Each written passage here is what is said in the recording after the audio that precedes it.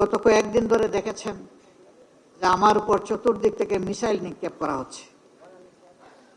আমি কোনো anti missile use করব না, বরঞ্চ আমার রাজনৈতিক সহকর্মীদেরকে আজকে আপনাদেরকে সাক্ষী রেখে যারা সম্পূর্ণ অন্যায়ভাবে আমার চরিত্র হনন করেছেন, আমি তাদের সবাইকে ক্ষমা করে দিলাম। কারণ আমার রক্ত এবং মেজাজের সাথে প্রতিশোধ মানায় না, যায় না। আমি প্রতিশোধের রাজনীতিতে বিশ্বাস করি না।